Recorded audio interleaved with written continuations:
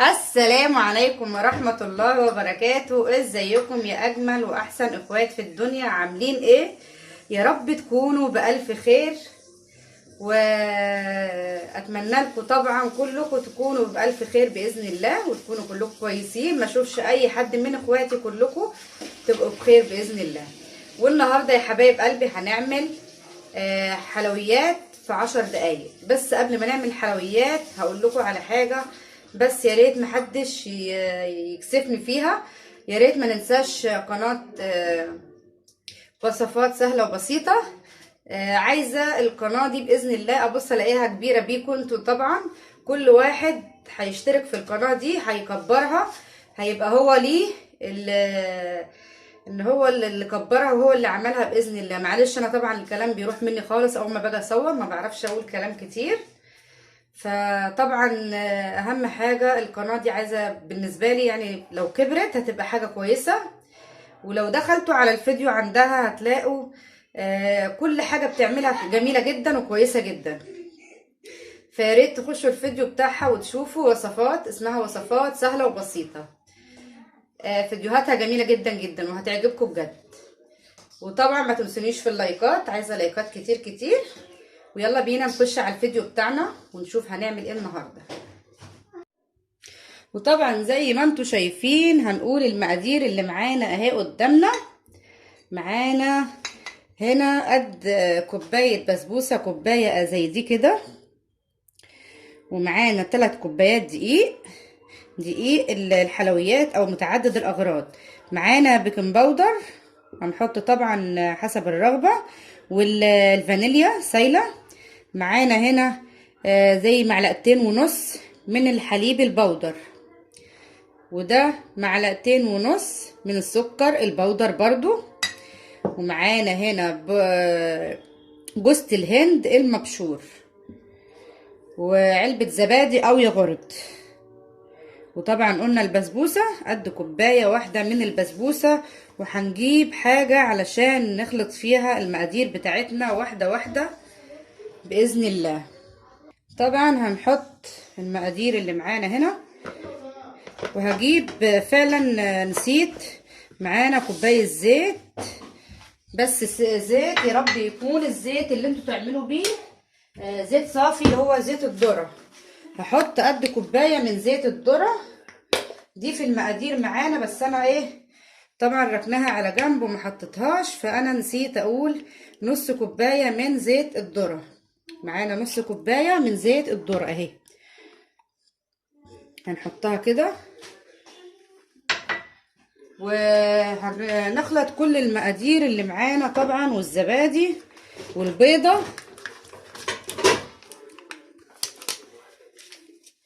معانا حباية بيض برضو. طبعا يا جماعة انا ما حطيتش في المقادير بتاعتنا البيضة وايه تاني، ونص كوباية زيت. هحط طبعا اول حاجة البيضة على المقادير بتاعتنا دي، بيضة واحدة. وهحط الفانيليا،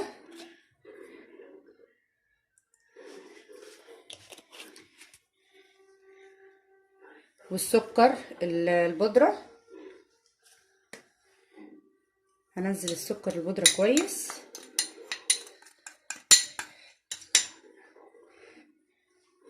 مقاديرنا طبعا زي ما قلنا، هحط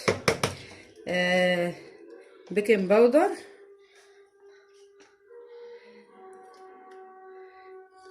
هحط قد معلقة كبيرة من البيكنج باودر اهو.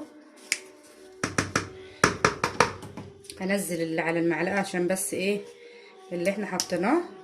وهنضرب المقادير اللي معانا دي، هضربها بالمضرب كويس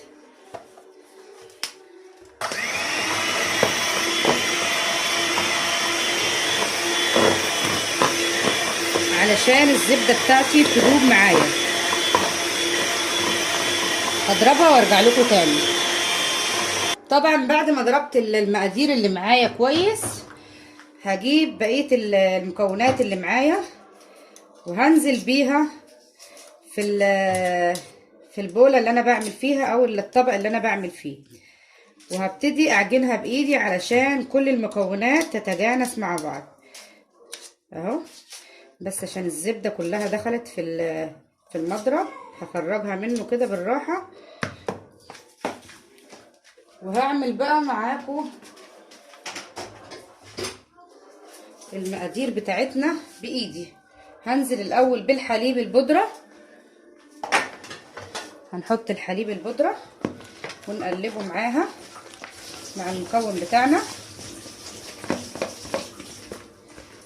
ويتقلب واحدة واحدة علشان بس ايه كل حاجة تتعمل وتدوب مع بعض. هبتدي بقى ايه بعد ما قلبت هشيل المعلقة واعجن العجنة بايدي علشان المكونات بتاعتنا تبقى مع بعض. هحط كوباية من الدقيق واحط بسبوسة واعجن كويس.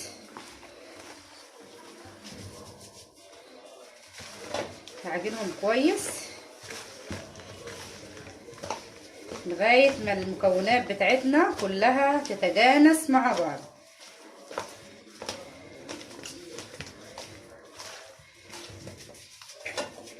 اهو شايفين الزبدة، علشان انا بس كنت لسه مخرجاها من التلاجة وقلت اعمل معاكم على طول.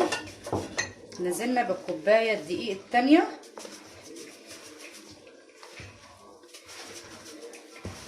وطبعا الدقيق بيبقى ممكن في دقيق بيحتاج ان احنا نحط كتير في المكونات اللي احنا عاملينها، وفي دقيق ممكن ما تاخديش المقدار اللي احنا عاملينه ممكن تاخديه.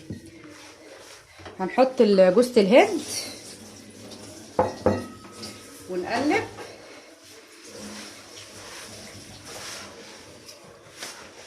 اهو. هنقلب كويس. بعد ما احط الدقيق بقيته هنشوف العجينة بتاعتنا لازم تكون مظبوطة في ايدينا، ما تبقاش متلزقة في ايدي كده اهو. شايفين التلزيق ده انا مش عايزاه. هحط شوية دقيق كده واعجن، هعجنهم كويس وبعد كده هرجع لكم تاني نشوف العجينة بتاعتنا عملناها ازاي. طبعا زي ما انتم شايفين العجينة بتاعتنا اهي، بنعملها ونشكلها زي ما احنا عاوزين اهي. شايفينها حلوة ازاي؟ والعجين اللي كان في ايدي مش موجود لان كده العجينة حلوة. وبقيت زي ربع كوباية من الدقيق، ربع كوباية دقيق اتبقت مني، ويعني كده خلاص خلصنا. فاحنا هنشكل مع بعض. انا مخليه حبة بسبوسة كده علشان هشكل العجينة بتاعتي واجيب صينية مربعة او مدورة اي حاجة، وهنشكل فيها الحلو بتاعنا زي ما احنا عايزين.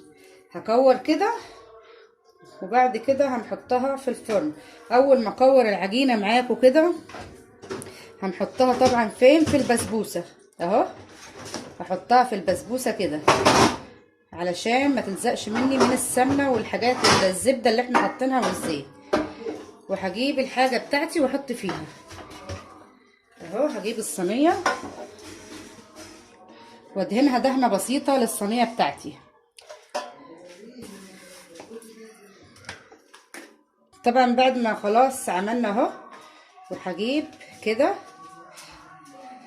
هعملها ضربة بسيطة كده يعني طبطبة بسيطة عليها واحطها في الصينية. هرص في الصينية بتاعتي واخلص الكمية. احلى حلو من مطبخ رشا وعمرو طبعا. لو عجبكم الفيديو ما تنسونيش بقى في اللايكات لغاية ما نخلص الكمية اللي معايا، وهنشوف الكمية اللي خلصت قد ايه.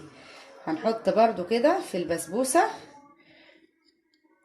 ونعمل كده ونشكل مع بعض التشكيلة اللي احنا عايزينها اهو، ونرص في الصينية وهخليهم بعيد عن بعض علشان ناخد راحتنا في الصينية بتاعتنا.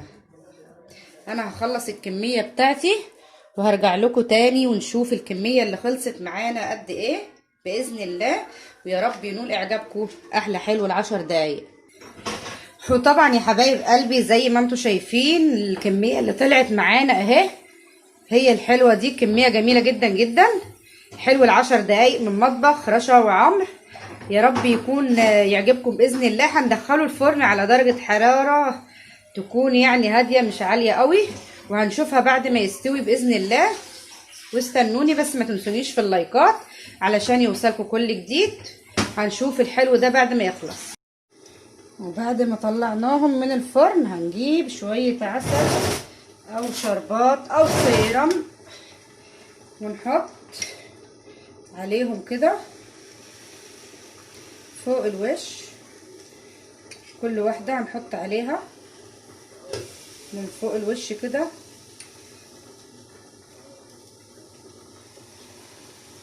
طبعا لسه مفرجينهم اهم من الفرن.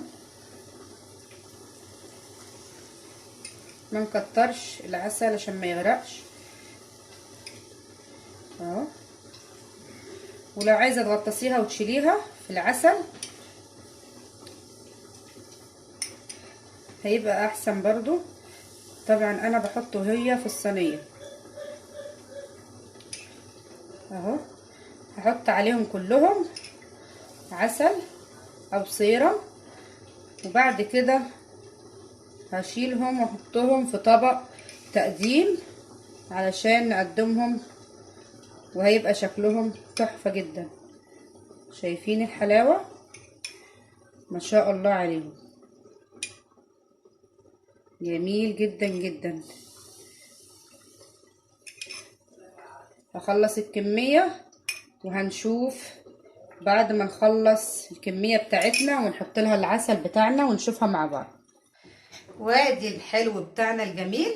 شايفين الحلاوة، شايفين الحاجة الحلوة الجميلة. يعني ما خدتش وقت معانا وعملنا احلى حاجة حلوة يحبوها الاولاد. بدل ما يجيبوا حاجة من بره كل واحد ياخد واحدة ولا التانية هيبصوا يلاقوا الطبق خلص معاهم بسرعة. وبدل ما نشتري حاجة من الشارع هنجيب حاجة زي دي ونعملها، وسهلة وبسيطة كل مكوناتها موجودة عندنا في البيت. وطبعا لو عجبكم الفيديو ما تنسونيش في اللايكات والاشتراك في القناة وتفعيل الجرس علشان يوصلكم كل جديد بإذن الله.